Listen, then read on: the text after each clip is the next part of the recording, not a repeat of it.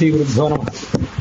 ಇದು ಮಧ್ವ ವಿಜಯದ 74ನೇ ಭಾಗ. ಇವತ್ತು ನಾವು ನೋಡಬೇಕಾಗುತ್ತೆ 73ನೇ ಭಾಗ. ಈ ಹಿಂದೆ ಮುಕ್ತಾಯ ಕಂಡಾಗ 12ನೇ ಸರ್ಗದ ಕಥಾ ನಡೆದಿತ್ತು. 12ನೇ ಸರ್ಗದಲ್ಲಿ 31ನೇ ಶ್ಲೋಕದ ಒಂದು ಸ್ವಲ್ಪ ವಿವರಣೆಯೂ ಕೂಡ ಮುಕ್ತಾಯ ಕಂಡಿತ್ತು. ಆ 31ನೇ ಶ್ಲೋಕದ ವಿವರಣೆ, 32ನೇ ಶ್ಲೋಕದ ವಿವರಣೆ, ಇದನ್ನೆಲ್ಲ ಹೆಚ್ಚು ವಿಸ್ತಾರವಾದ ರೂಪದಲ್ಲಿ ಇವತ್ತು ನಾವು ನೋಡಬೇಕು. ಪುಂಡರೀಕಪುರಿ ಮತ್ತು ಪದ್ಮತೀರ್ಥ ಅಂತ ಇಬ್ಬರು ಅದ್ವೈತಿಗಳ ಗುರುಗಳು. ಆಚಾರ್ಯರ ಶಾಸ್ತ್ರದ ಪ್ರಭಾವ ಎಲ್ಲ ಕಡೆ ಹೆಚ್ಚಾದಾಗ ಅವರನ್ನು ಏನಾದರೂ ಮಾಡಿ ಮಣಿಸಬೇಕು ಅಂತ ಎಲ್ಲ ಅದ್ವೈತಿಗಳಾದವರು ಕೂಡ ಪರಸ್ಪರ ಸಮಾಲೋಚನೆ ಮಾಡಿದರು. ಆಚಾರ್ಯರು ಯಾವುದೇ ಊರಿಗೆ ಬಂದರೂ ಅವರಿಗಲ್ಲಿ ತೊಂದರೆ ಆಗುವಂತೆ ಮಾಡಬೇಕು, ಅವರಿಗೆ ಮಾನ ಸಿಗದೇ ಇರುವಂತೆ ಮಾಡಬೇಕು, ಹೀಗೆ ನಾನಾ ಥರದ ಉಪಾಯಗಳನ್ನ ಹೇಳಿದರು. ಇಲ್ಲದೇ ಇದ್ದರೆ ವಾಮಾಚಾರ ಪ್ರಯೋಗ ಮಾಡಿ ಆದರೂ ಅವ್ರನ್ನ ಮಣಿಸಬೇಕು, ಹೀಗೆ ಆಲೋಚನೆ ಮಾಡಿದರು. ಮತ್ತು ಈ ಆಚಾರ್ಯರಿಗೂ ಮತ್ತು ಆ ಪುಂಡರೀಕಪುರಿಗೂ ಒಂದು ಬಾರಿ ವಾದವೂ ಕೂಡ ಆಯಿತು. ಪುಂಡರೀಕಪುರಿ ಮತ್ತು ಪದ್ಮತೀರ್ಥ ಇಬ್ಬರು ಸೇರಿದಾಗ ಆ ಪುಂಡರೀಕಪುರಿ ಅನ್ನುವರು ಆಚಾರ್ಯರನ್ನು ಎದುರಿಸಿ ವಾದ ಮಾಡಬೇಕು ಅಂತ ತೀರ್ಮಾನ ಆಯಿತು. ವಾದವ್ಯಾಜ ಕ್ಷೇಪಕಾಮ ಕುಮಂತ್ರಾಹ ಚಕ್ರೌರ್ಯತ್ನಂ ರೂಪಿ ಪೀಠಾಲಯೇಮಿ. ಉಡುಪಿಯಲ್ಲೇ ಇದಾಯಿತು. ಅದರಂತೆ ಆತ ಆಚಾರ್ಯರ ಸಮೀಪಕ್ಕೆ ಬಂದ. ಆಚಾರ್ಯವನ್ನೇನು ತಿರಸ್ಕಾರ ಮಾಡಲಿಲ್ಲ, ಬರಮಾಡಿಕೊಂಡ್ರು. ಅಲ್ಲಿ ಆಚಾರ್ಯರು ಮತ್ತು ಪುಂಡರೀಕಪುರಿ ಇಬ್ಬರು ಸೇರಿದಾಗ ಅಲ್ಲಿದ್ದಂಥ ಕೆಲವರು ವಿದ್ವಾಂಸರು ಏನು ಹೇಳಿದರು, ಆಚಾರ್ಯರಿಗೆ ತಾವೊಂದು ವೇದ ವ್ಯಾಖ್ಯಾನ ಮಾಡಿರಿ ಅಂತ ವಿನಂತಿ ಮಾಡಿಕೊಂಡ್ರು. ಪರ್ಯಾಸೀನಾಸ್ತಾವದ್ ಆಚಾರ್ಯವರ್ಯಂ ಪ್ರೇಕ್ಷ್ಯಂ ಪ್ರೇಕ್ಷಾನ್ ಚಕ್ರರೇ ನೈಕಸಂಖ್ಯಾ ವೇದವ್ಯಾಖ್ಯಾನ ವೇದವೇಡಿ ಚಕಾರ. ಈ ವೇದದ ವ್ಯಾಖ್ಯಾನ ಮಾಡಲಿಕ್ಕೆ ಪ್ರಾರಂಭ ಮಾಡಿದರು ಆಚಾರ್ಯರು.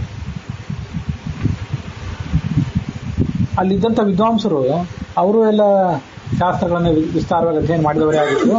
ಅವರ ಎದುರಿಗೆ ಇವರು ವೇದ ವ್ಯಾಖ್ಯಾನ ಮಾಡಲಿಕ್ಕೆ ಪ್ರಾರಂಭ ಮಾಡಿದ್ರು. ವೇದ ವ್ಯಾಖ್ಯಾನ ಮಾಡಿದ ಸೊಗಸು ಹೇಗಿತ್ತು ಅದನ್ನು ಈ ಶ್ಲೋಕಗಳು ಹೇಳ್ತಾರೆ. ಹಿಂದೆ ಆದಂಥ 31ನೇ ಶ್ಲೋಕ ಕೂಡ ಸ್ವಲ್ಪ ಮಟ್ಟಿಗೆ ಅದನ್ನು ವಿವರಣೆ ಮಾಡಿತ್ತು. ಇನ್ನೊಂದಿಷ್ಟು ವಿವರಣೆಯನ್ನು ಇವತ್ತಿನ ಈ ಭಾಗದಲ್ಲಿ ನೋಡಬೇಕು. ಉಕ್ತಾಂಗೇಭ್ಯ ಕಾದಿಕಾನ್ ವ್ಯಂಜಯಂತಂ. ವರ್ಣಗಳನ್ನು ಉಚ್ಚಾರ ಮಾಡುವಾಗ ಯಾವ್ಯಾವ ವರ್ಣಗಳು, ಯಾವ್ಯಾವ ಸ್ವರಗಳು, ಯಾವ್ಯಾವ ವ್ಯಂಜನಗಳು ಎಲ್ಲೆಲ್ಲಿಂದ ಹೊರಗೆ ಬರಬೇಕು, ಯಾವ್ಯಾವ ಸ್ಥಾನಗಳಲ್ಲಿ ಹುಟ್ಟಬೇಕು ಅನ್ನೋದಕ್ಕೆ ಒಂದು ನಿರ್ದಿಷ್ಟವಾದ ನಿಯಮ ಇದೆ. ಅಕಾರ ಮತ್ತು ಕವರ್ಗಗಳು, ವಿಸರ್ಗ ಇವೆಲ್ಲ ಕಂಠದಿಂದ ಹುಟ್ಟಬೇಕು. ಈ ಚವರ್ಗ ಮತ್ತು ಶ ಇವೆಲ್ಲ ತಾಲುವಿನಿಂದ ಹುಟ್ಟಬೇಕು ಅಂತ ಹೀಗೆಲ್ಲ ನಿಯಮಗಳಿವೆ. ಅಷ್ಟೋ ಸ್ಥಾನ, ಒಟ್ಟು 8 ಸ್ಥಾನಗಳನ್ನು ಶಾಸ್ತ್ರದಲ್ಲಿ ಹೇಳ್ತಾರೆ. ಹಾಗೆ ಆಯಾ ಅಂಗಗಳಿಂದ ಆಯಾ ವರ್ಣಗಳನ್ನು ಆಚಾರ್ಯರು ಉಚ್ಚಾರ ಮಾಡ್ತಿದ್ರು ಅತ್ಯಂತ ಸ್ಪಷ್ಟವಾಗಿ. ಇದು ಆಚಾರ್ಯರು ಮಾಡ್ತಿದ್ರು ಅಂದ್ರೆ ಅವರೊಬ್ಬರೇ ಮಾಡೋದಿಲ್ಲ, ನಾವು ಹಾಗೆ ಮಾಡ್ತೇವೆ. ಆದರೆ ನಮಗೆ ಯಾವ ಸ್ಥಾನದಿಂದ ಯಾವ ವರ್ಣ ಹುಟ್ಟುತ್ತದೆ ಅಂತ ಸರಿಯಾದ ಕಲ್ಪನೆ ಇರೋದಿಲ್ಲ. ಇಲ್ಲದೆ ಇರೋದ್ರಿಂದ ನಮ್ಮ ಉಚ್ಚಾರದಲ್ಲಿ ಅಷ್ಟು ಸ್ಪಷ್ಟತೆ ಇರೋದಿಲ್ಲ. ಈಗ ಶ ಮತ್ತು ಷ, ಶಂಕರ ಅನ್ನುವಲ್ಲಿ ತಾಲವ್ಯ ಶಕಾರವನ್ನು ಉಪಯೋಗ ಮಾಡ್ತೇವೆ, ಆ ಶ ಬೇರೆ. ಷಣ್ಮುಖ ಅನ್ನುವಲ್ಲಿ ಮೂರ್ಧನ್ಯ ಶಕಾರವನ್ನು ಉಪಯೋಗ ಮಾಡ್ತೇವೆ. ಷಣ್ಮುಖ ಅನ್ನುವಲ್ಲಿ ಬಳಕೆಯಾಗುವ ಶ ಅದು ಮೂರ್ಧಾ ಸ್ಥಾನದಲ್ಲಿ ಹುಟ್ಟೋದು, ತಲೆಯಲ್ಲಿ. ತಲೆಯಿಂದ ನೆತ್ತಿಯಲ್ಲೆಲ್ಲ ಅದೊಂದು ನಿರ್ದಿಷ್ಟವಾದ ಸ್ಥಾನ.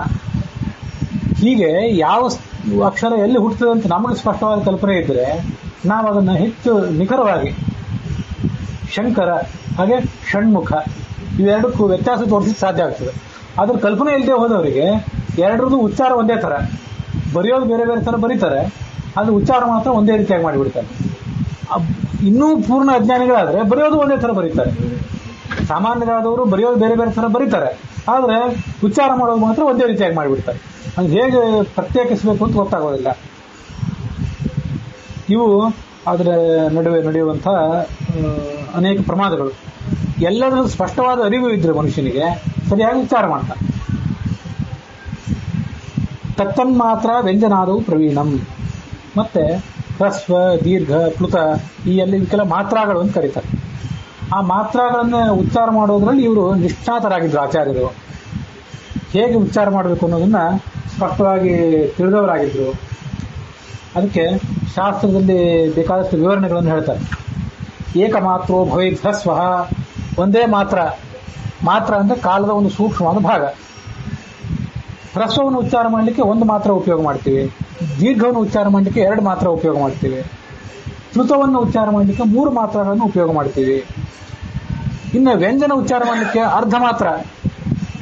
ಈಗ ಕ ಅಂತ ಉಚ್ಚಾರ ಮಾಡಿದರೆ ಇದು ಕ ಅನ್ನುವುದು ವ್ಯಂಜನ ಮತ್ತು ಸ್ವರಗಳ ಎರಡರದ್ದು ಸಮ್ಮೇಳನ. ಇದು ಪೂರ್ಣವಾಗಿ ವ್ಯಂಜನವನ್ನು ನಾವಿಲ್ಲಿ ಉಚ್ಚಾರ ಮಾಡಿಲ್ಲ. ಪೂರ್ಣವಾಗಿ ವ್ಯಂಜನಗಳನ್ನು ಭಾಷೆಯಲ್ಲಿ ಕೆಲವು ಕಡೆ ಉಪಯೋಗ ಮಾಡ್ತೀವಿ. ಈಗ ತತ್ ಅಂತೇಳಿ, ತತ್ ಅಂದ್ರೆ ಅದು, ಎತ್ ಅಂದ್ರೆ ಯಾವುದು. ತತ್ ಅಂತಂದಾಗ ಎರಡನೇ ತ ಇದೆಯಲ್ಲ ಅದು ಪೂರ್ಣವಾದ ವ್ಯಂಜನ. ಮೊದಲನೇ ತ ಇದೆಯಲ್ಲ ಅದು ವ್ಯಂಜನ ಮತ್ತು ಸ್ವರ ಎರಡರದ್ದು ಮಿಶ್ರಣ. ಎರಡನೇ ತ ಇದೆಯಲ್ಲ ಅದು ಪೂರ್ಣ ವ್ಯಂಜನ. ಪೂರ್ಣವಾದ ವ್ಯಂಜನವನ್ನು ಉಚ್ಚಾರ ಮಾಡಲಿಕ್ಕೆ ಅರ್ಧ ಮಾತ್ರ ಸಾಕು. ಆದರೆ ಹ್ರಸ್ವವನ್ನು ಉಚ್ಚಾರ ಮಾಡಲಿಕ್ಕೆ ಒಂದು ಪೂರ್ಣ ಮಾತ್ರ ಬೇಕು. ಹೀಗೆ ತತ್ ಅಂತ ಉಚ್ಚಾರ ಮಾಡಲಿಕ್ಕೆ 1 ಮತ್ತು ಅರ್ಧ, 1.5 ಮಾತ್ರ ಬೇಕು. ನಾವು ತತ ಅಂತ ಏನಾದ್ರು ಉಚ್ಚಾರ ಮಾಡಿದರೆ 2 ಮಾತ್ರ ತಗೊಂಡು ನಿಂತಾಯಿತು, ಅದು ತಪ್ಪು ಉಚ್ಚಾರ. ಈ ನಾವು ಬಹುತೇಕ ಉಚ್ಚಾರ ಮಾಡೋದೆಲ್ಲ ಹೀಗೆ ಇರ್ತದೆ. ಎಲ್ಲಿ ಯಾವುದು ಪೂರ್ಣವಾದ ವ್ಯಂಜನ, ಸ್ವರದಿಂದ ಮಿಶ್ರಿತವಾದ ವ್ಯಂಜನ ಯಾವುದು ಅನ್ನೋದ್ರ ಬಗ್ಗೆ ನಮಗೆ ಸ್ಪಷ್ಟವಾದ ಕಲ್ಪನೆ ಇರೋದಿಲ್ಲ. ಅವೆರಡನ್ನು ಬೆರಕೆ ಮಾಡಿಬಿಡ್ತೇವೆ. ಆದ್ದರಿಂದ 1 ಮಾತ್ರ ತಗೊಳ್ಬೇಕಾದಲ್ಲಿ ಅರ್ಧ ಮಾತ್ರ ತಗೊಳ್ಬೇಕಾದಲ್ಲಿ 1 ಮಾತ್ರ, ಹೀಗೆ ನಾನಾ ಥರದ ಅವ್ಯವಸ್ಥೆಗಳನ್ನು ಮಾಡಿಬಿಡ್ತೇವೆ ನಾವು. ಅದರ ಬಗ್ಗೆ ಸ್ಪಷ್ಟವಾದ ಜ್ಞಾನ ಇದ್ದರೆ ಆ ಮನುಷ್ಯ, ಆ ಪಂಡಿತನಾದವನು ಆ ಯಾವ ವ್ಯತ್ಯಾಸಗಳನ್ನು ಮಾಡೋದೇ ಇಲ್ಲ. ಅದರಲ್ಲಿ ಇವರು ಪ್ರವೀಣರಾಗಿದ್ದರು. ತಿಸ್ರಃ ಅವಸ್ಥಾ ತದ್ಗುಣೈ ಭಾವಯಂತಂ, 3 ಅವಸ್ಥೆಗಳನ್ನು ಅವರು ಸ್ಪಷ್ಟವಾಗಿ ವ್ಯಕ್ತಗೊಳಿಸ್ತಾ ಇದ್ರು ಅಂತ ಅದು ಒಂದು ಹೇಳ್ತಾರೆ. 3 ಅವಸ್ಥೆಗಳಂದ್ರೇನು? ಪಶ್ಯಂತಿ, ಮಧ್ಯಮ, ವೈಖರಿ ಅಂತ 3 ಅವಸ್ಥೆಗಳು. ಹೀಗೆ 3 ಅವಸ್ಥೆಗಳಿವೆ. ಅವುಗಳನ್ನು ಸ್ಪಷ್ಟವಾಗಿ ವ್ಯಕ್ತ ಮಾಡ್ತಿದ್ರು ಅಂತಿದೆ. ಅದು ಹೇಗೆ ಸ್ಪಷ್ಟವಾಗಿ ವ್ಯಕ್ತ ಮಾಡೋದು ಅಂತಂದರೆ, ಈಗ ಇವು ನಾವೆಲ್ಲ ಭಾಷೆಯನ್ನು ಕಲ್ತಿರ್ತೇವೆ. ಆದರೆ ಪಶ್ಯಂತಿ, ಮಧ್ಯಮ, ವೈಖರಿ ಇವೆಲ್ಲ ಸಂಗತಿಗಳು ನಮ್ಮ ಕಲ್ಪನೆಗೆ ಮೀರಿದ್ದು. ನಮಗೆ ಅದ್ರ ಬಗ್ಗೆ ಜ್ಞಾನವೇ ಇಲ್ಲ. ಅದೇನು ವಸ್ತುತಃ ಏನು ಅಂದರೆ, ಇಲ್ಲಿ 3 ಅವಸ್ಥೆಗಳ ಬಗ್ಗೆ ವರ್ಣನೆ ಇದೆ. ವಾಸ್ತವಿಕವಾಗಿ 4 ಅವಸ್ಥೆಗಳಿವೆ. ಅದರಲ್ಲಿ 3 ಅವಸ್ಥೆಗಳು ಮಾತ್ರ ಪ್ರಧಾನ ಅನ್ನೋ ದೃಷ್ಟಿಯಿಂದ 3 ಇಲ್ಲಿ ಹೇಳ್ತಾರೆ. ಪರ, ಪಶ್ಯಂತಿ, ಮಧ್ಯಮ, ವೈಖರಿ ಅಂತ 4 ಅವಸ್ಥೆಗಳು. ಅದ್ರದ್ದು ಏನೇನು ವಿವರಣೆ? ಆತ್ಮ ಬುದ್ಧ ಸಮೀತ್ಯಾರ್ಥಾನ್ ಮನೋಜಿಂತೆ ವಿವಕ್ಷಯ. ಈಗ ಆತ್ಮನಿಗೆ ಮನಸ್ಸಿಗೂ ಸಂಪರ್ಕ. ಆವಾಗ ಆತ್ಮ ಏನು ಆಲೋಚನೆ ಮಾಡ್ತಾನಂದ್ರೆ, ಈ ಏನಾದ್ರು ಒಂದು ಶಬ್ದವನ್ನು ಉಚ್ಚಾರ ಮಾಡಬೇಕು ಅಂತ ಅಪೇಕ್ಷೆ ಪಡ್ತಾನೆ. ಅಪೇಕ್ಷೆ ಪಟ್ಟಾಗ ಆ ಮನಸ್ಸು ಶರೀರದೊಳಗಿರುವಂತಹ ಒಂದು ಅಗ್ನಿ, ಒಂದು ರೀತಿಯಾದಂಥ ಬೆಂಕಿ, ಒಂದು ಕಾವು, ಆ ಕಾವನ್ನು ಒಳಪಡಿಸ್ತದೆ. ಅದು ಆ ಬೆಂಕಿ ಗಾಳಿಯನ್ನು ಪ್ರೇರೇಪಿಸ್ತದೆ. ಆ ಗಾಳಿ ಹೃದಯಕ್ಕೆ ಬರ್ತದೆ. ಮಾರುತಸ್ತು ಉರಸಿ ಚರನ್ ಮಂದ್ರಂ ಜರೆಯತು ಸ್ವರಂ, ಅದು ಒಂದು ಸ್ವರವನ್ನು ಹುಟ್ಟಿಸ್ತದೆ. ಇದು ರೀತಿ. ಅದರಿಂದ ನಮಗೆ ಆಹಾರ ತಗೊಳ್ಳದೇ ಇದ್ದಾಗ, 1 ದಿವಸ ಉಪವಾಸ 2 ದಿವಸ ಉಪವಾಸ ಮಾಡಿದಾಗ ನಮ್ಮಲ್ಲಿ ಹೊಟ್ಟೆಯೊಳಗೆ ಆಹಾರ ಇಲ್ಲದೆ ಹೋದಾಗ, ಆಹಾರ ಕಾವಿನ ರೂಪದಲ್ಲಿ ಪರಿಣಾಮ ಹೊಂದದೇ ಇದ್ದಾಗ, ಯಾಕಂದ್ರೆ ಈ ಗಾಡಿಗಳಿಗೆ, ವಾಹನಗಳಿಗೆ ಪೆಟ್ರೋಲ್ ಹಾಕಿದಾಗ ಅಲ್ಲಿ ಅಂತರ್ದಹನ ಕ್ರಿಯೆ ನಡೆದು ಆ ಕಾವಿನಿಂದ ಗಾಡಿ ನಡೀತದಲ್ಲ, ಹಾಗೆ ನಮಗೆ ಆಹಾರ ಬಿದ್ದಾಗಲೇ ಆಹಾರವು ಕಾವಿನ ರೂಪದಲ್ಲಿ ಪರಿಣಾಮ ಹೊಂದಿ ಅದು ಮುಂದೆ ಕೆಲಸ ಕೊಡಬೇಕು. ಯಾವುದೇ ಕೆಲಸ ಆಗಲಿ, ದೈಹಿಕ ಕೆಲಸ ಆಗಲಿ, ಮಾನಸಿಕ ಕೆಲಸ ಆಗಲಿ, ಉಚ್ಚಾರ ಆಗಲಿ, ಎಲ್ಲದಕ್ಕೂ ಕೂಡ ಆಹಾರ ಅಂತನ್ನೋದು ಜೀರ್ಣ ಆಗಿ ಕಾವಾಗಿ ಪರಿಣಾಮ ಹೊಂದಿ ಅದು ಮುಂದೆ ಕೆಲಸ ಮಾಡಬೇಕು. ಈಗ ನಮಗೆ ಆಹಾರವೇ ಇಲ್ಲದೆ ಹೋದರೆ ಮಾತು ಉಚ್ಚಾರ ಮಾಡಲಿಕ್ಕೆ ಯಾಕೆ ಕಷ್ಟ ಆಗ್ತದೆ ಅಂದ್ರೆ ಈ ಕಾರಣಕ್ಕಾಗಿ. ಅಂತೂ ಮನಸ್ಸು ಅಗ್ನಿಯನ್ನು ಪ್ರೇರೇಪಿಸ್ತದೆ. ಅಗ್ನಿ ವಾಯು ಶಬ್ದವನ್ನು ಉಚ್ಚಾರ ಮಾಡುತ್ತದೆ. ಇದಕ್ಕೆ ಪರ ಅಂತ ಕರೀತಾರೆ. ಅದು ನಾಭಿಯಲ್ಲಿ, ಹೊಟ್ಟೆಯೊಳಗೆ ಪರ, ಅತಿ ಸೂಕ್ಷ್ಮವಾಗಿ ಕೇಳಿಸೋದೇ ಇಲ್ಲ. ಅದು ಶುರುವಾಗೋದು ಅಲ್ಲಿಂದ. ಮುಂದೆ ಪಶ್ಯಂತಿ ಅಂತ ಅದು ಎದೆಯಲ್ಲಿ, ಅದಕ್ಕೆ ಪಶ್ಯಂತಿ ಅಂತ ಎದೆಯಲ್ಲಿ ಅದು ಬಂದಾಗ ಪಶ್ಯಂತಿ ಅನ್ನುವಂಥ 2ನೇ ಹಂತ. ಅದು ಬಹಳ ತಜ್ಞರಾದವರಿಗೆ, ನಿಪುಣರಾದವರಿಗೆ ಅದು ಕೇಳಿಸ್ತದಂತೆ. ನನಗೂ ಏನು ಕೇಳಿಸಿಲ್ಲ. ಪಶ್ಯಂತಿ ಅನ್ನುವಂಥ 2ನೇ ಹಂತ ಉಚ್ಚಾರ ಮಾಡುವವನಿಗೆ ಒಳಗೆ ಕೇಳಿಸ್ತದೆ. ಮುಂದೆ ಮಧ್ಯಮ, ಕಂಠದಲ್ಲಿ ಬಂದಾಗ ಅದಕ್ಕೆ ಮಧ್ಯಮ ಅಂತ ಕರೀತಾರೆ. ಅದು ಸುತ್ತಮುತ್ತಲು ಕೂತವರಿಗೆ ಕೇಳುವ ಹಂತದಲ್ಲಿ ಇರ್ತದೆ, ಇನ್ನೂ ಪೂರ್ಣವಾಗಿ ಕೇಳಿಸಿರೋದಿಲ್ಲ, ಕೇಳಲಿಕ್ಕೆ ಸಿದ್ಧ ಆಗಿರ್ತದೆ. ವೈಖರಿ ಅಂತ ತುಟಿ ಮೀರಿ ಹೊರಗೆ ಬಂದರೆ ಅದು ಎಲ್ಲರಿಗೂ ಕೇಳಿಸ್ತದೆ. ಹೀಗೆ ಹೊಟ್ಟೆ, ಎದೆ, ಕಂಠ ಮತ್ತು ತುಟಿಯಿಂದ ಹೊರಗೆ ಪರ, ಪಶ್ಯಂತಿ, ಮಧ್ಯಮ, ವೈಖರಿ ಅಂತ 4. ಈ 4 ಹಂತಗಳಿವೆ. ಅದರಲ್ಲಿ ಪರ ಅನ್ನೋ ಹಂತವನ್ನು ಇಲ್ಲಿ ಬಿಟ್ಟಿದ್ದಾರೆ. ಯಾಕೆಂತಂದ್ರೆ ಅದು ಹೊರಗಿನವ್ರಿಗೆ ಕೇಳಿಸೋದಿರಲಿ, ನಮಗಾದ್ರೂ ಕೇಳಿಸ್ಬೇಕಾದ್ರೆ ಹೃದಯಕ್ಕೆ ಬರಬೇಕು. ಹೃದಯ, ಕಂಠ ಮತ್ತೆ ತುಟಿಗಳಿಂದ ಹೊರಗೆ ಇಷ್ಟು ಬಂದ್ರೆ ಮಾತ್ರ ಒಂದು ಶಬ್ದ ಕೇಳಿಸ್ತದೆ. ಆಚಾರ ಉಚ್ಚಾರ ಮಾಡೋ ರೀತಿ ಎಷ್ಟು ಅದ್ಭುತ ಆಗಿತ್ತಂದ್ರೆ ಅವು ಆ 4 ಅವಸ್ಥೆಗಳನ್ನ ಅವ್ರು ವ್ಯಕ್ತ ಮಾಡ್ತಿದ್ರು. ಅವರೇ ದೊಡ್ಡ ಜ್ಞಾನಿ, ಎದುರು ಕೂತಂತ ವಿದ್ವಾಂಸರು ಕೂಡ ದೊಡ್ಡ ದೊಡ್ಡ ವಿಜ್ಞಾನಿಗಳೇ. ಆದ್ರಿಂದ ಆಚಾರ್ಯರು ಅದನ್ನೆಲ್ಲ ವ್ಯಕ್ತ ಮಾಡುವ ರೀತಿ ಅವ್ರಿಗೆ ಗೋಚರ ಆಯ್ತು. ಜನಸಾಮಾನ್ಯರಿಗೆ ಸುಮ್ಮನೆ ಅವ್ರಿಗೆ ತಬಲಾ ಬಾರಿಸಿದ್ರು ಒಂದೇ, ಆಚಾರ್ಯರು ವೇದ ಓದಿದ್ರು ಒಂದೇ. ಜನಸಾಮಾನ್ಯರಿಗೆ ಏನು ಗೊತ್ತಾಗಲ್ಲ. ಅದು ಶಾಸ್ತ್ರೀಯ ಸಂಗೀತದ ಪರಿಜ್ಞಾನ ಜನಸಾಮಾನ್ಯರಿಗೆ ಹೇಗೆ ಆಗೋದಿಲ್ವ ಹಾಗೆ ಆಚಾರ್ಯರು ಉಚ್ಚಾರ ಮಾಡಿದಾಗ ಏನೇನನ್ನ ವೈಶಿಷ್ಟ್ಯವನ್ನು ತೋರಿಸಿದ್ರು ಅನ್ನೋದು ಜನಸಾಮಾನ್ಯರು ಮೀರಿದ್ದು. ವಿದ್ವಾಂಸರಿಗೆ ಅದೆಲ್ಲ ಗೊತ್ತಾಯಿತು. ಇವಕ್ಕೆ 3 ಅವಸ್ಥೆಗಳು ಅಂತ ಹೇಳ್ತಾರೆ. ಆ ಅವಸ್ಥೆಗಳನ್ನ ಆಯಾ ದೇವತೆಗಳ, ಅದಕ್ಕೆಲ್ಲ ಅಭಿಮಾನಿ ದೇವತೆಗಳಿದ್ದಾರೆ, ಪಶ್ಯಂತಿ, ಮಧ್ಯಮ, ವೈಖರಿ. ಆ ಎಲ್ಲ ದೇವತೆಗಳ ಸಮೇತ, ಅವರ ಧ್ಯಾನ ಸಮೇತವಾಗಿ ಅವರು ಉಚ್ಚಾರ ಮಾಡ್ತಿದ್ರು.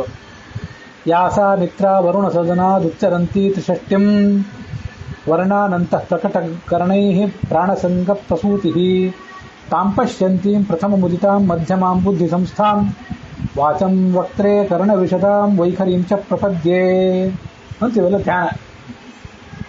ಧ್ಯಾನ ದೇವ ಸಂಕಲ್ಪ. ಧ್ಯಾನ ದೇವತೆಯೋ ಮಿತ್ರಾವರಣೆಯೋ ಸದನ. ಮಿತ್ರಾವರಣ ದೇವತೆಗಳು ಹೃದಯದಲ್ಲಿ ಇರ್ತಾರೆ.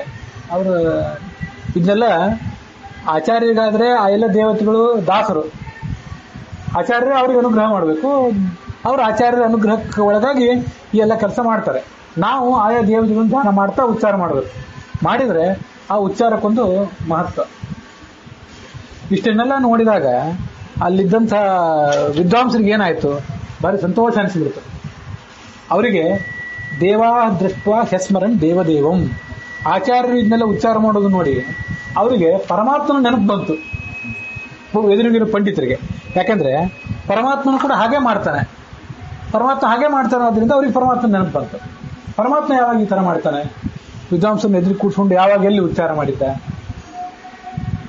ಅದನ್ನು ಇಲ್ಲಿ ದೇವಾದೃಷ್ಟ ಹ್ಯಸ್ಮರನ್ ದೇವದೇವಂ. ಆ ಪರಮಾತ್ಮನನ್ನ ಅವರು ಯಾಕೆ ನೆನಪು ಮಾಡ್ಕೊಂಡ್ರು ಅಂತಂದ್ರೆ, ಪರಮಾತ್ಮ ಜಗತ್ತನ್ನು ಸೃಷ್ಟಿ ಮಾಡುವಾಗ ಉಕ್ತಾಂಗೇಭ್ಯ ಕಾದಿಕಾನ್ ವ್ಯಂಜಯಂತಂ. ಕ ಅಂದ್ರೆ ಚತುರ್ಮುಖ ಬ್ರಹ್ಮ. ಚತುರ್ಮುಖ ಬ್ರಹ್ಮನನ್ನ ಒಂದು ಅಂಗದಿಂದ ನಾಭಿಯಿಂದ ಹುಟ್ಟಿಸ್ತಾನೆ, ಚಕ್ಷುಸ್ಸಿನಿಂದ ಸೂರ್ಯಚಂದ್ರನನ್ನು ಹುಟ್ಟಿಸ್ತಾನೆ. ಇಲ್ಲಿ ಅರ್ಥ ಎರಡಕ್ಕೂ ಬೇರೆ ಬೇರೆ. ಆಚಾರ್ಯರು ಮತ್ತೆ ಪರಮಾತ್ಮ ಇಬ್ರು ಕೂಡ ಒಂದೊಂದು ಅಂಗಗಳಿಂದ ಒಬ್ಬೊಬ್ಬರನ್ನು ಹುಟ್ಟಿಸಿದ್ರು. ಆಚಾರ್ಯರು ಶಬ್ದಗಳನ್ನು ಹುಟ್ಟಿಸಿದ್ರು, ಪರಮಾತ್ಮ ಆಯಾ ಅಂಗಗಳಿಂದ ಆಯಾ ದೇವತೆಗಳನ್ನು ಹುಟ್ಟಿಸಿದ್ರು. ಈ ಅರ್ಥ ಎರಡಕ್ಕೂ ಬೇರೆ ಬೇರೆ, ಆದರೆ ಅಲ್ಲಿರೋ ಶಬ್ದಗಳ ಬಳಕೆ ಏನಿದೆ ಅದು ಇಬ್ಬರಿಗೂ ಅನ್ವಯವಾಗುವಂಥದ್ದು. ಇದಕ್ಕೆ ಶ್ಲೇಷ ಅಂತ ಕರೀತಾರೆ. ಶ್ಲೇಷ ಅಂತಂದ್ರೆ ಇಂಗ್ಲಿಷ್ನಲ್ಲಿ ಪನ್. ಅದು ಪನ್ ಅಂದ್ರೆ ಶಬ್ದ ಒಂದು, ಅರ್ಥ ಎರಡು. ಹೀಗೆ ಒಂದೇ ಶಬ್ದ ಬಳಕೆ ಮಾಡಿದ್ರು ಕೂಡ ಎರಡು ಅರ್ಥ ಅವ್ರಿಗೆ ಆಗುವಂತೆ ಇರಬೇಕು. ಇದನ್ನೆಲ್ಲ ಹಿಂದೆ 8ನೇ ಸರ್ಗದಲ್ಲಿ ನೋಡಿದ್ವಿ. ಒಂದೇ ಶ್ಲೋಕದಿಂದ ಕೃಷ್ಣ ಮತ್ತು ರಾಮರು ಇಬ್ಬರಿಗೂ ಅವತಾರ ಲೀಲೆಯೂ ಬಂದಿರಬೇಕು. ಅಂಥ ಶಬ್ದಗಳನ್ನು ಬಳಕೆ ಮಾಡೋದೇ ಒಂದು ಜಾಣ್ಮೆ. ಪರಮಾತ್ಮ ತನ್ನ ಅಂಗಾಂಗಗಳಿಂದ ಚತುರ್ಮುಖಾದಿಗಳನ್ನು ಸೃಷ್ಟಿ ಮಾಡಿದ. ಮನಸ್ಸಿನಿಂದ ರುದ್ರನನ್ನ, ವಾಕಿನಿಂದ ಅಗ್ನಿಯನ್ನು, ಹೀಗೆಲ್ಲ ಸೃಷ್ಟಿ ಮಾಡಿದ ಅಂತ ನಾವು ಅದನ್ನೆಲ್ಲ ಹಿಂದೆ ನೋಡಿದ್ದೀವಿ. ಆ ಪ್ರಕಾರ ಪರಮಾತ್ಮ ಸೃಷ್ಟಿ ಮಾಡಿದ್ದು ಇವರಿಗೆ ವಿದ್ವಾಂಸರಿಗೆ ನೆನಪಿಗೆ ಬಂತು.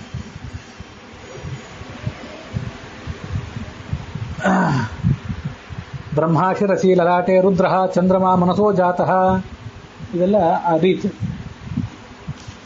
ಮುಂದೆ ತತ್ತನ್ ಮಾತ್ರ ವ್ಯಂಜನಾದವು ಪ್ರವೀಣಂ. ಆಚಾರ್ಯರು ಹ್ರಸ್ವ, ದೀರ್ಘ, ಪ್ಲುತ ಮೊದಲಾದ ಮಾತ್ರಗಳನ್ನು ವ್ಯಕ್ತ ಮಾಡಿದ್ರಲ್ಲ, ಈ ಪರಮಾತ್ಮ ಏನು ವ್ಯಕ್ತ ಮಾಡಿದ್ದ ಅಂತಂದ್ರೆ ಸೃಷ್ಟಿ ಮಾಡೋ ಇದೆಲ್ಲ ಸೃಷ್ಟಿಯ ಆದಿ ಕಾಲದ ವರ್ಣನೆ ಇದೆ. ಇನ್ನು ಶಬ್ದ, ಸ್ಪರ್ಶ, ರೂಪ, ರಸ, ಗಂಧ ಮೊದಲಾದ ತನ್ಮಾತ್ರಗಳನ್ನೆಲ್ಲ ವ್ಯಕ್ತ ಮಾಡ್ತಾ ಹೋದ. ತನ್ಮಾತ್ರಗಳನ್ನು ವ್ಯಕ್ತ ಮಾಡಿ ಕೊನೆಗೆ ಮಹಾಭೂತಗಳು ಸೃಷ್ಟಿ ಮಾಡಿದ. ಅವ್ಯಕ್ತ ತತ್ವ, ಅವ್ಯಕ್ತದಿಂದ ಮಹತ್ತತ್ವ, ಅಹಂಕಾರ ತತ್ವ, ಅಹಂಕಾರ ತತ್ವ ಮೂರಾಗಿ ವಿಂಗಡಣೆಗೊಂಡು ಆ ಮೂಲಕ ಇಂದ್ರಿಯಗಳು ಇತ್ಯಾದಿಗಳೆಲ್ಲ ಹುಟ್ಟಿದವು, ತನ್ಮಾತ್ರ ಹುಟ್ಟಿದವು. ಆ ತನ್ಮಾತ್ರಗಳ ಹುಟ್ಟುವಿಕೆಯನ್ನೇ ತತ್ತನ್ಮಾತ್ರ ವ್ಯಂಜನಾದವು ಪ್ರವೀಣಂ. ಆಚಾರ್ಯರು ಹ್ರಸ್ವ ದೀರ್ಘ ಪ್ಲುತಗಳನ್ನು ವ್ಯಂಜನ ಮಾಡಿದರೆ, ಪರಮಾತ್ಮ ಆ ಶಬ್ದ ಸ್ಪರ್ಶ ರೂಪ ರಸ ಗಂಧ ಮೊದಲಾದ ತನ್ಮಾತ್ರಗಳನ್ನು ವ್ಯಕ್ತ ಮಾಡಿ ಮುಂದೆ ಸೃಷ್ಟಿಗೆ ಅನುಕೂಲ ಮಾಡಿಕೊಡ್ತಾನೆ. ಇದು ಆಚಾರ್ಯ ಒಂದನೇ ಪಾದ ಮತ್ತು ಎರಡನೇ ಪಾದದ ಸಮಾನತೆ ಆಯಿತು. ತಿಸ್ರಃ ಅವಸ್ಥಾ ತದ್ಗುಣೈ ಭಾವಯಂತಂ. 3 ಅವಸ್ಥೆಗಳನ್ನು ಕೂಡ ಆಚಾರ್ಯರು ವ್ಯಕ್ತ ಮಾಡ್ತಾ ಇದ್ರು. 3 ಅವಸ್ಥೆಗಳಿಂದ ಅದು ಗೊತ್ತು, ಸೃಷ್ಟಿ ಸ್ಥಿತಿ ಸಂಹಾರ. ಈ 3 ಅವಸ್ಥೆಗಳನ್ನು ಕೂಡ ಪರಮಾತ್ಮ ತನ್ನ ಮಹಿಮೆಯಿಂದ ವ್ಯಕ್ತ ಮಾಡ್ತಿರ್ತಾನೆ. ಆದ್ರಿಂದ ಆಚಾರ್ಯರು ಇದನ್ನು ಉಚ್ಚಾರ ಮಾಡ್ತಿರೋದನ್ನು ನೋಡಿ ಆ ಎದುರಿಗಿರೋ ಪಂಡಿತರಿಗೆ ಪರಮಾತ್ಮನು ಕೂಡ ಹೀಗೆ ಈ ಎಲ್ಲ ಕೆಲಸಗಳನ್ನು ಮಾಡ್ತಾನಲ್ಲ ಅಂತ ನೆನಪಿಗೆ ಬಂದು ಅವರು ಇಬ್ಬರಿಗೂ ಕೂಡ ನಮಸ್ಕಾರ ಮಾಡಿದರು. ತದ್ಗುಣಗಳು, ಆಯಾ ಗುಣಗಳು ಅಂತಂದ್ರೆ ಸತ್ವ ರಜಸ್ ತಮಸ್ಸು ಮೊದಲಾದ ಗುಣಗಳ ಮೂಲಕ ಅದನ್ನ ಪರಮಾತ್ಮನು ಕೂಡ ವ್ಯಕ್ತ ಮಾಡ್ತಾನೆ. ಅದನ್ನ ಇವರು ನೋಡಿದ್ರು. ಮುಂದೇನಾಯ್ತು? ಆದೌ ಹ್ರಸ್ವತ್ವೇನ ವತ್ಸಾನುವೃತ್ಯಾಂ ಮಾತ್ರಾಪಾದೌ ವರ್ತಯನ್ ದೃಶ್ಯಮಾನಃ ಕುರುವನ್ನನ್ಯಾಶ್ಚಾಗ್ರ್ಯರೂಪಾ ವಿವೃತ್ತಿ ಗೋವಿಂದ ಶ್ರೀ ರಾಸ ಗೋವಿಂದ ಭಕ್ತಃ. ಈ 2ನೇ ಶ್ಲೋಕದಲ್ಲೂ ಕೂಡ ಆಚಾರ್ಯರ ಮತ್ತು ಪರಮಾತ್ಮನ ಲೀಲೆ ಒಂದೇ ಬಗೆಯಾಗಿದೆ ಅಂತ ಹೇಳ್ತಾರೆ. ಆಚಾರ್ಯರ ಶಬ್ದಗಳನ್ನು ಉಚ್ಚಾರ ಮಾಡುವಾಗ ಪರಮಾತ್ಮ ತನ್ನ ಬಾಲ್ಯ ಲೀಲೆಯಿಂದ ಆರಂಭ ಮಾಡಿಕೊಂಡು ಕೃಷ್ಣನಾಗಿ ಹುಟ್ಟಿದಾಗ ಬಾಲಕನಾಗಿದ್ದುಕೊಂಡು ಯಶೋದೆಯ ತೊಡೆಯ ಮೇಲೆ ಮಲಗಿದವನು, ಆಮೇಲೆ ಎದ್ದು ನಿಂತು ಓಡಾಡಲಿಕ್ಕೆ ಪ್ರಾರಂಭ ಮಾಡಿ ತೊಡಗಿದ್ದು, ಮುಂದೆ ಎಲ್ಲ ಗೋಪ ಸ್ತ್ರೀಯರಿಗೆ ಲೀಲೆಗಳನ್ನು ತೋರಿಸಿದ್ದು, ಇಲ್ಲಿ ತನಕ ಅವನೇನೇನು ಮಾಡಿದ ಅದೆಲ್ಲ ಆಚಾರ್ಯರ ಈ ಉಚ್ಚಾರದ ಕ್ರಿಯೆಯಿಂದ ಆ ಪಂಡಿತರಿಗೆ ನೆನಪು ಬರುವಂತಿತ್ತು. ಗೋವಿಂದನ ಕಾಂತಿ, ಗೋವಿಂದನ ಸೊಬಗು ಗೋವಿಂದ ಭಕ್ತರಾದ ಆಚಾರ್ಯರಿಗೂ ಕೂಡ ಕಾಣಿಸಿತು ಅಂತ ವರ್ಣನೆ ಮಾಡ್ತಾರೆ. ಅದೇನು? ಇದು ಕೂಡ ಬಹಳ ಮಹತ್ವದ ವರ್ಣನೆ. ಈಗ ನೋಡಬೇಕು ಉಚ್ಚಾರ ಹೇಗೆ ಮಾಡಬೇಕು ಅಂತನ್ನೋದನ್ನೆಲ್ಲ ಇಲ್ಲಿ ಹೇಳ್ತಾರೆ. ವಿವೃತ್ತಿ ಅಂತ ಸಂಸ್ಕೃತದಲ್ಲಿ ಒಂದು ರೀತಿ. ವಿವೃತ್ತಿ ಅಂದ್ರೆ ಏನು? ಅದು ಶಿಕ್ಷಾಶಾಸ್ತ್ರದಲ್ಲಿ ಬರುವಂಥ ರೀತಿ. ಬ್ರಹ್ಮಯಜ್ಞ ಮಾಡುವಾಗ ಶಿಕ್ಷಾಂ ವ್ಯಾಖ್ಯಾಸ್ಯಾಮ ಮಾಡ್ತೀವಲ್ಲ, ಶಿಕ್ಷಾ ಅಂತಂದ್ರೆ ಉಚ್ಚಾರಕ್ಕೆ ಸಂಬಂಧಪಟ್ಟಂತ ಒಂದು ಶಾಸ್ತ್ರ. ಅದೆಲ್ಲ ನಮಗೆ ವಿದ್ವಾಂಸರಾದವರಿಗೂ ಕೂಡ ಇವತ್ತು ಬ್ರಹ್ಮಯಜ್ಞದಲ್ಲಿ ಮಾತ್ರ ಗೊತ್ತು, ಜನಸಾಮಾನ್ಯರಿಗಂತೂ ಗೊತ್ತೇ ಇಲ್ಲ. ಇಂಗ್ಲಿಷ್ ಕಲಿಸುವಾಗ ಇಂಗ್ಲಿಷ್ MA ಮಾಡಿಸುವವರಿಗೆ ಕೆಲವರಿಗೆ ಫೊನೆಟಿಕ್ಸ್ ಅಂತ ಒಂದು ವಿಭಾಗ ಇರ್ತದೆ. ಅಂದ್ರೆ ಯಾವ್ಯಾವ ಫೋನ್ ಅಂದ್ರೆ ಧ್ವನಿ ಅಂತ ಅರ್ಥ, ಯಾವ್ಯಾವ ಶಬ್ದವನ್ನು ಹೇಗೆ ಉಚ್ಚಾರ ಮಾಡಬೇಕು ಅಂತ ಇಂಗ್ಲಿಷ್ MAದಲ್ಲಿ ಸ್ವಲ್ಪ ಕಲಿಸ್ತಾರೆ. ಸ್ವಲ್ಪ ಅಂತ ನಾನು ಸುಮ್ಮನೆ ಹೇಳಿದೆ, ಅಂತೂ ಎಷ್ಟು ಬೇಕೋ ಅಷ್ಟು ಕಲಿಸ್ತಾರೆ. ಅವ್ರಿಗೆ ಅದೊಂದು ಉಚ್ಚಾರ ಮಾಡ್ಲಿಕ್ಕೆ ಒಂದು ಅಭ್ಯಾಸ ಮಾಡಿಸ್ಕೊಡ್ತಾರೆ. ಸಂಸ್ಕೃತದಲ್ಲಿ ಆ ಶಿಕ್ಷಾ ಅಂತ ಒಂದು ಶಾಸ್ತ್ರನೇ ಇದೆ. ಶಿಕ್ಷಾ, ವ್ಯಾಕರಣ, ಛಂದಸ್ಸು, ನಿರುಕ್ತ, ಜ್ಯೋತಿಷ, ಕಲ್ಪ, ಇವು 6 ಅಂಗಗಳಿದ್ರೆ ವೇದದ ಅರ್ಥ ಸರಿಯಾಗಿ ಆಗ್ತದೆ, ಇಲ್ಲದಿದ್ರೆ ಆಗೋದಿಲ್ಲ ಅಂತ ನಾನು ಹಿಂದೆ ಬೇಕಾದ್ರೆ ಹೇಳಿದ್ದೆ. ಈಗ ನಾವು ನೋಡ್ತಿರುವ ಸಂಗತಿ ಏನಿದೆಯಲ್ಲ, ಇದೆಲ್ಲ ಶಿಕ್ಷಾಶಾಸ್ತ್ರಕ್ಕೆ ಸಂಬಂಧಪಟ್ಟದ್ದು. 2 ಪದಗಳಿವೆ ಅಂತ ತಿಳ್ಕೊಡ್ರಿ. 2 ಪದಗಳಲ್ಲಿ ಹಿಂದಿನ ಪದದ ಕೊನೆ ಮತ್ತು ಮುಂದಿನ ಪದದ ಆದಿಭಾಗ, ಅಲ್ಲೆಲ್ಲ 2 ಸ್ವರಗಳು ಕಂಡು ಬಂದ್ರೆ ಆ ಸ್ವರಗಳು ಬಂದಾಗ ಯಾವತ್ತೂ ಸಂಧಿ ಆಗ್ತದೆ. ನಿಮ್ಗೆ ಇದೆಲ್ಲರಿಗೂ ಗೊತ್ತಿದ್ದದ್ದು. ಸವರ್ಣ ದೀರ್ಘ ಸಂಧಿ, ಗುಣಸಂಧಿ, ವೃದ್ಧಿ ಸಂಧಿ ಇದೆಲ್ಲರಿಗೂ ಗೊತ್ತು. ಉಪ ಪ್ಲಸ್ ಇಂದ್ರ ಉಪೇಂದ್ರ. ಯಾಕಂದ್ರೆ ಉಪ ಅನ್ನುವಲ್ಲಿ ಅ ಇದೆ, ಇಂದ್ರ ಅನ್ನುವಲ್ಲಿ ಇ ಇದೆ, ಇವೆರಡು ಸೇರಿ ಉಪೇಂದ್ರ ಅಂತ ಗುಣಸಂಧಿ ಆಗ್ತದೆ. ಕೆಲವು ಕಡೆ ರಾಮ ಪ್ಲಸ್ ಆನಂದ, ರಾಮಾನಂದ, ಇದಕ್ಕೆ ಸವರ್ಣ ದೀರ್ಘ ಸಂಧಿ ಅಂತ ಕರೀತಾರೆ. ಹೀಗೆ 2 ಸ್ವರಗಳು ಸೇರಿದಲ್ಲೆಲ್ಲ ಸವರ್ಣ ದೀರ್ಘ ಸಂಧಿ ಆಗೋದೆಲ್ಲ, ಸಂಧಿಗಳಾಗೋದು ಎಲ್ಲರಿಗೂ ಗೊತ್ತಿದೆ. ಸಂಧಿ ಪ್ರಕ್ರಿಯೆ ಎಲ್ಲರಿಗೂ ಗೊತ್ತಿದೆ. ಆದ್ರೆ ಕೆಲವು ಕಡೆ ವೇದದಲ್ಲಿ ಸಂಧಿ ಮಾಡೋದಿಲ್ಲ. ಆ ಸಂಧಿ ಮಾಡಲಿಕ್ಕೂ ಒಂದು ಕೆಲವು ನಿಯಮಗಳಿವೆ. ಲೌಕಿಕ ಸಂಸ್ಕೃತದಲ್ಲಿ ಎಲ್ಲ ಕಡೆ ಸಂಧಿ ಮಾಡ್ತಾರೆ, ಆದರೆ ವೇದದಲ್ಲಿ ಮಾಡೋದಿಲ್ಲ. ವಿವೃತ್ತಿ ಅಂತಂದ್ರೆ ಬಿಡಿಸೋದು ಅಂತ ಅರ್ಥ. ವಿವರಣೆ ಮಾಡಿಸೋದು, ಎಕ್ಸ್ಪ್ಲೇನ್ ಮಾಡೋದಕ್ಕೆ ವಿವರಣೆ ಮಾಡೋದು ಅಂತ ಹೋಗ್ತಾರಲ್ಲ, ಹಾಗಾಗಿ ವಿವೃತ್ತಿ ಅಂದ್ರೆ ಬಿಡಿಸೋದು ಅಂತ ಅರ್ಥ. ಆ ವಿವೃತ್ತಿ ಅನ್ನೋ ಶಬ್ದನೇ ಸಂಧಿ ಮಾಡಿಲ್ಲ, ಬಿಡಿಸಿ ಓದಬೇಕು ಅನ್ನೋದನ್ನು ತೋರಿಸ್ತದೆ. ಈಗ ಇಲ್ಲಿ ಆಚಾರ್ಯರು ವೇದಗಳನ್ನು ಉಚ್ಚಾರ ಮಾಡ್ತಿದ್ದಾರೆ, ಇನ್ನು ವ್ಯಾಖ್ಯಾನ ಮುಂದೆ ಮಾಡ್ತಾರೆ. ಆ ವೇದಗಳನ್ನು ಉಚ್ಚಾರ ಮಾಡುವಲ್ಲಿ ನಡುವೆ ಕೆಲವು ಕಡೆ ವಿವೃತ್ತಿಗಳನ್ನು ಅವರು ತೋರಿಸ್ತಾ ಇದ್ರು. ಅಂದ್ರೆ ಕೆಲವು ಕಡೆ ಸಂಧಿ ಇರೋದಿಲ್ಲ, ಆ ಸಂಧಿ ಎಲ್ಲಿ ಇಲ್ಲ, ಸಂಧಿ ಎಲ್ಲಿದೆ ಅನ್ನೋದನ್ನು ತಿಳ್ಕೊಂಡು ಆ ಥರ ಉಚ್ಚಾರ ಮಾಡ್ತಾ ಹೋಗ್ಬೇಕು. ಈ ದ್ವಯೋಸ್ತು ಸ್ವರಯೋರ್ ಮಧ್ಯೆ ಸಂಧಿರಿ ಯತ್ರ ನ ದೃಶ್ಯತೆ ವಿವೃತಿಸ್ತತ್ರ ವಿಜ್ಞೇಯ ಯಾ ಈಶೇತಿ ನಿದರ್ಶನಂ ನಾರದೀಯ ಶಿಕ್ಷಾ, ಯಾಜ್ಞವಲ್ಕೀಯ ಶಿಕ್ಷಾ ಅಂತ ಹೀಗೆ ಬೇರೆ ಬೇರೆ ಶಿಕ್ಷಾಶಾಸ್ತ್ರಗಳಿವೆ. ಶಿಕ್ಷಾಶಾಸ್ತ್ರಗಳೇ ಬೇರೆ ಬೇರೆ ಇವೆ.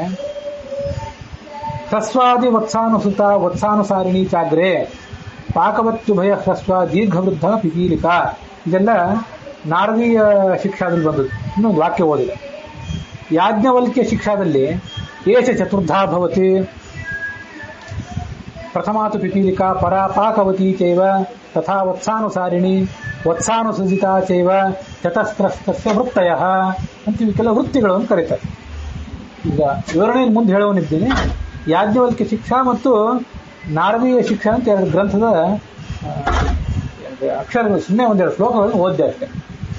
ಇಲ್ಲಿ ಬಂದು ಕೆಲವು ಶ್ಲೋಕಗಳನ್ನು ಯಾಕೆ ಓದಿದೆ ಅಂದರೆ, ಸಾಧ್ಯ ಆದರೆ ಈ ಕೆಲವು ಶ್ಲೋಕಗಳನ್ನು ಬ್ರಹ್ಮಯಜ್ಞದಲ್ಲಿ ಯಾವತ್ತಾದರೂ ಒಂದು ದಿವಸ ಈಗ ನಾವೇನು ಹೇಳ್ತೀವಿ ಶಿಕ್ಷಾಂ ವ್ಯಾಖ್ಯಾಸ್ಯಾಮ ಇಷ್ಟು ಹೇಳಿ ಸುಮ್ಮನೆ ಆಗ್ತೇವೆ. ಇಂಥ ಕೆಲವು ಶ್ಲೋಕಗಳನ್ನು ಬ್ರಹ್ಮಯಜ್ಞದಲ್ಲಿ ಹೇಳಿದರೆ ಅದಕ್ಕೊಂದು ಮಹತ್ವ ಬರಬಹುದು. ಆ ಪ್ರೇರಣೆ ನನಗೂ ಸಿಗಬೇಕು ನಿಮಗೂ ಸಿಗಬೇಕು ಅನ್ನೋದಕ್ಕಾಗಿ ಈ ಶ್ಲೋಕಗಳನ್ನು ಹೇಳಿದೆ. ಇನ್ನು ಮುಂದೆ ಅದರ ವಿವರಣೆ. ಈಗ ಪುರುಷ ಸೂಕ್ತ ನಮಗೆಲ್ಲರಿಗೂ ಬಹಳ ಪರಿಚಿತವಾದ ಪುರುಷ ಸೂಕ್ತ. ಈ ವಿವೃತ್ತಿ ಸಂಧಿ ಮಾಡದೇ ಇರೋದು ಅಂತ ಏನಿದೆಯಲ್ಲ, ಅದು 4 ಬಗೆಯಾಗಿದೆ. ಅದನ್ನೆಲ್ಲವನ್ನು ಪುರುಷ ಸೂಕ್ತದಲ್ಲೇ ನಾವು ಉದಾಹರಣೆ ತೊಗೊಂಡ್ಬಿಡೋಣ. 4 ಉದಾಹರಣೆಗಳು ಪುರುಷ ಸೂಕ್ತದಲ್ಲಿ ನಮಗೆ ಸಿಗ್ತವೆ. ಅದನ್ನು ಈ ಉದಾಹರಣೆ ತೊಗೊಂಡ್ಬಿಡೋಣ. ಈಗ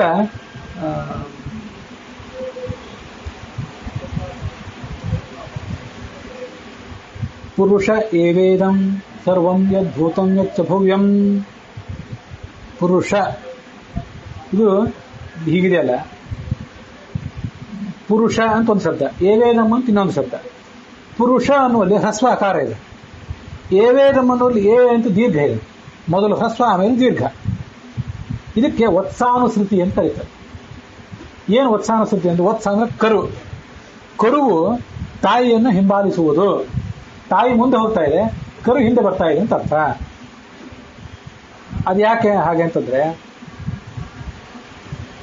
ಈಗ ನೋಡ್ರಿ, ತಾಯಿ ದೊಡ್ಡದು, ಅದು ಮುಂದೆ ಹೋಗ್ತಿರ್ತದೆ. ಕರು ಸಣ್ಣದು, ಅದು ಹಿಂದೆ ಬರ್ತಿರ್ತದೆ. ಹಾಗೆ ಹ್ರಸ್ವ ಸಣ್ಣದು, ಅದು ಹಿಂದಿದೆ. ದೀರ್ಘ ದೊಡ್ಡದು, ಅದು ಮುಂದಿದೆ. ಆದ್ರಿಂದ ತಾಯಿಯನ್ನು ಹಿಂಬಾಲಿಸುವ ಕರು ಅಂತ ಇದಕ್ಕೊಂದು ಪ್ರಾಚೀನ ನೆನಪಿಟ್ಕೊಳ್ಳಿಕ್ಕೆ ಒಂದು ಉದಾಹರಣೆ ಕೊಟ್ಟರು. ಎಷ್ಟು ಸುಂದರವಾದ ನೆನಪಿಟ್ಕೊಳ್ಳಿ. ಇಂಥದೇ ಮುಂದಿನ ಉದಾಹರಣೆಗಳು ತುಂಬಾ ಸುಂದರವಾದ ಉದಾಹರಣೆಗಳು. ಇನ್ನೊಂದು ಉದಾಹರಣೆ, ಮುಂದೆ ಹ್ರಸ್ವ, ಮುಂದೆ ಸಣ್ಣದು, ಮೊದಲೇ ದೊಡ್ಡದಿದ್ರೆ ಅದಕ್ಕೆ ವತ್ಸಾನುಸಾರಿಣಿ ಅಂತ ಕರೀತಾರೆ. ಮೊದಲನೇದ್ದು ತಾಯಿಯನ್ನು ಹಿಂಬಾಲಿಸುವ ಕರು, ಮೊದಲನೇದ್ದು. ಇದು ಎರಡನೇದ್ದು ಕರುವನ್ನು ಹಿಂಬಾಲಿಸುವ ತಾಯಿ. ಮೊದಲೇ ದೊಡ್ಡದು, ಸಣ್ಣದ ಮೇಲೆ, ದೀರ್ಘ ಮೊದಲು, ಹ್ರಸ್ವ ಮೇಲೆ.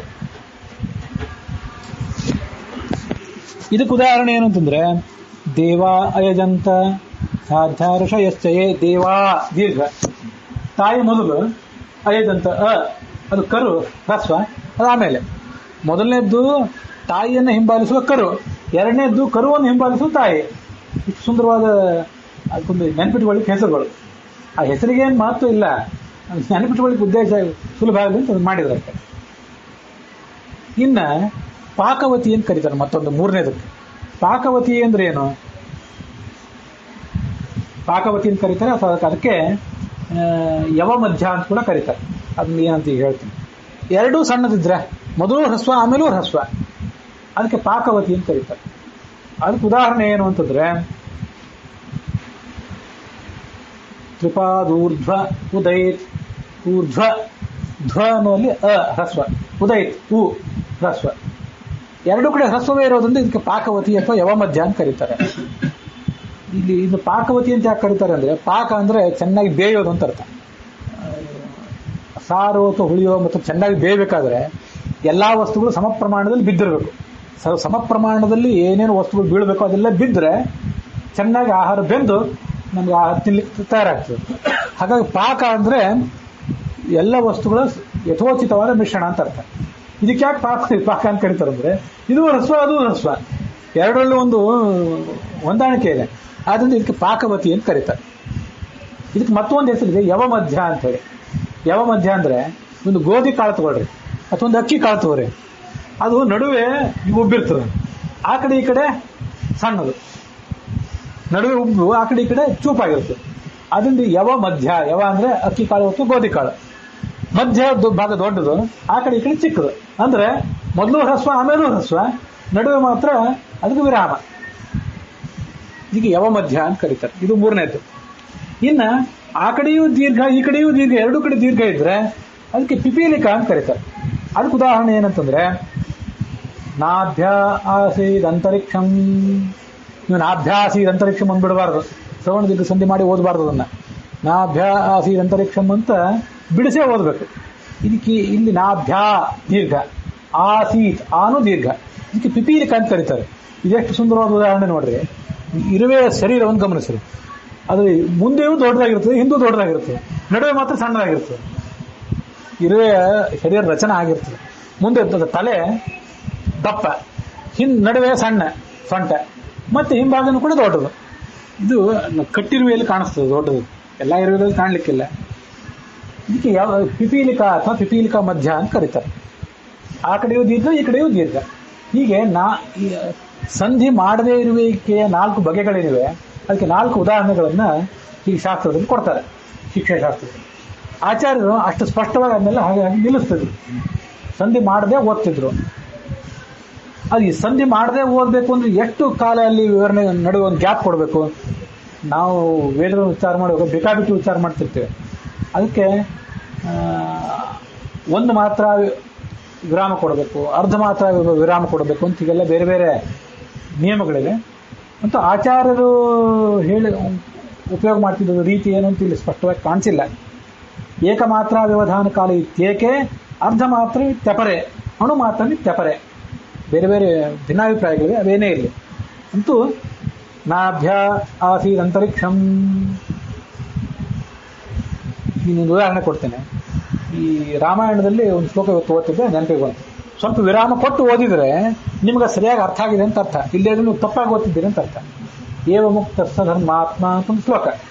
ಏವಂ ಈ ರೀತಿಯಾಗಿ ಮುಕ್ತ ಹೇಳಲ್ಪಟ್ಟ, ಧರ್ಮಾತ್ಮ ಧಾರ್ಮಿಕನಾದ, ಸಹ ಜನಕರಾಜನು.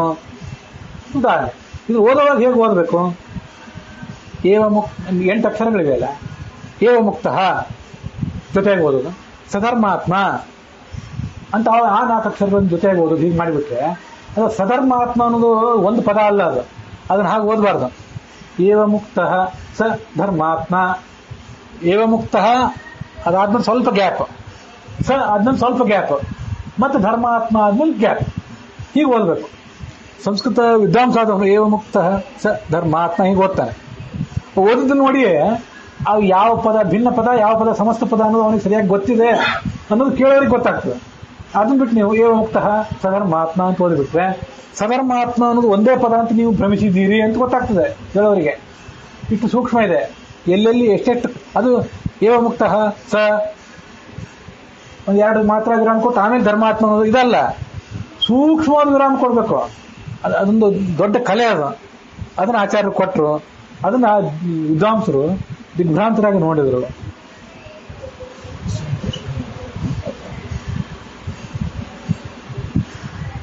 ಅಂತೂ ಒಂದು ರೆಪ್ಪೆ ಹೀಗೆ ಮಾಡ್ತೀವಲ್ಲ, ಇದಕ್ಕೊಂದು ನಿಮೇಶ ಅಂತ ಕರಿ, ಇದಕ್ಕೆ ಒಂದು ಮಾತ್ರ ಅಂತ ಕೂಡ ಕರೀತಾರೆ. ಆ ಒಂದು ಮಾತ್ರ ಆದ್ರೆ ಅಲ್ಲಿ ನಾವು ನಡುವೆ ವಿರಾಮ ಕೊಡಬೇಕು. ಇದನ್ನೆಲ್ಲ ಹೀಗೆ ಆಚಾರ್ಯರು ಮಾಡ್ತಾ ಹೋದಾಗ ಅವರಿಗೆ ಗೋವಿಂದನ ಪರಮಾತ್ಮನ ಒಂದು ಸೊಬಗು ಅವರ ವೇದ ಉಚ್ಚಾರಣೆಯಲ್ಲಿ ಕಾಣಿಸಿತು. ಹೇಗೆ ಅಂತಂದ್ರೆ ಪರಮಾತ್ಮ ಏನು ಮಾಡ್ತಾನೆ ಅದನ್ನು ಇಲ್ಲೊಂದು ಕಡೆ ವ್ಯಾಖ್ಯಾನಗಳೆಲ್ಲ ಸ್ಪಷ್ಟ ವಿವರಣೆ ಮಾಡಿ ಹೇಳ್ತಾರೆ. ಪರಮಾತ್ಮ ತಾನು ಚಿಕ್ಕವನಿರ್ತಾನೆ. ಚಿಕ್ಕವನಿದ್ದಾಗ ಆ ತಾಯಿಯ ತೊಡೆ ಮೇಲೆ ಮಲಗಿರ್ತಾನೆ. ತಾಯಿಯ ತೊಡೆ ಮೇಲೆ ಮಲಗಿದವನು ಮುಂದೆ ಎದ್ದು ನಿಲ್ತಾನೆ. ಮಾತ್ರ ಪಾದು ಮದುವೆ ಶ್ಲೋಕ ನೋಡ್ರಿ.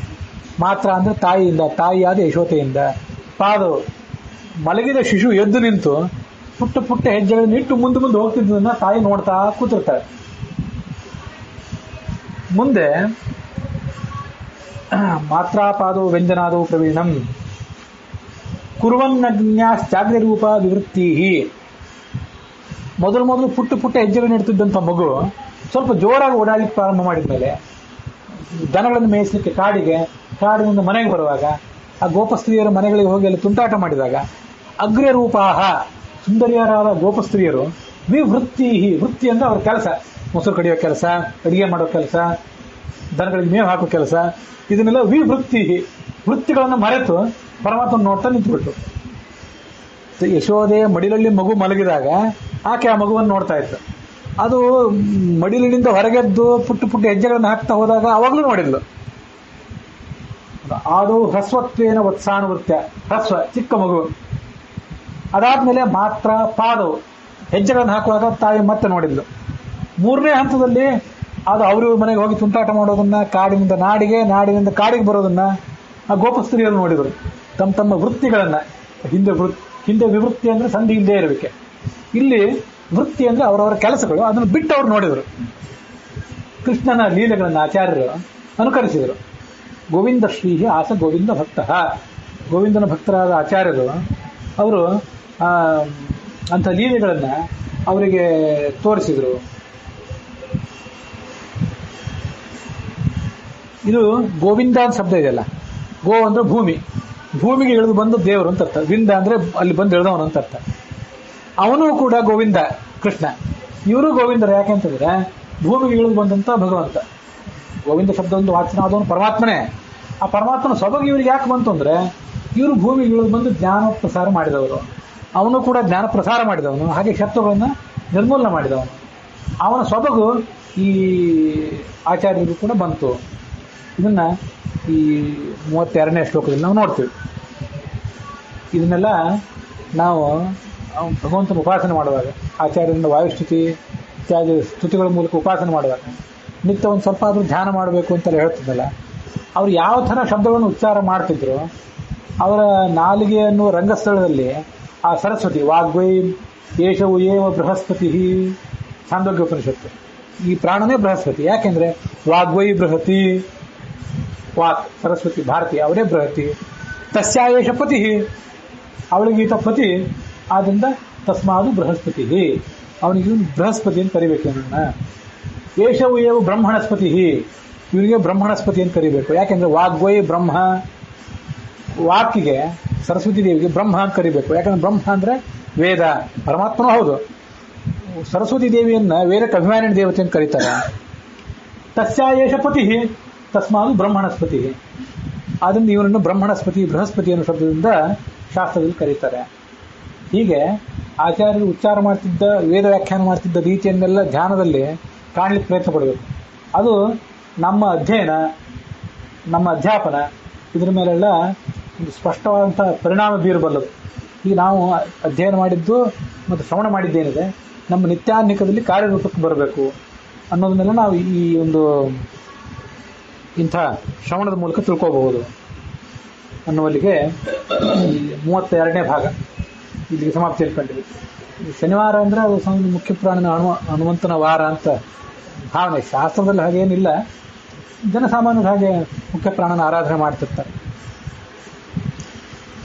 ಅಂತಹ ವಾರದ ದಿವಸ ಇವತ್ತು ನಾವು ಅವ್ರು ಹೇಗೆ ಶಬ್ದಗಳನ್ನು ಉಚ್ಚಾರ ಮಾಡಿದರು, ಮತ್ತು ಅವ್ರು ಮಾಡಿದ ಲೀಲೆ ಪರಮಾತ್ಮನ ಸೊಬಗನ್ನು ಹೇಗೆ ವಿದ್ವಾಂಸರಿಗೆ ನೆನಪಿಗೆ ತಂದು ಕೊಟ್ಟಿತ್ತು ಅನ್ನೋದನ್ನು ಇವತ್ತಿನ ಈ 2 ಶ್ಲೋಕಗಳಲ್ಲಿ ನೋಡಿದ್ವಿ. ಅಲ್ಲಿಗೆ ಇವತ್ತಿನ ಈ ಭಾಗನೂ ಕೂಡ ಸಮಾಪ್ತಿ ಕಂಡಿದೆ.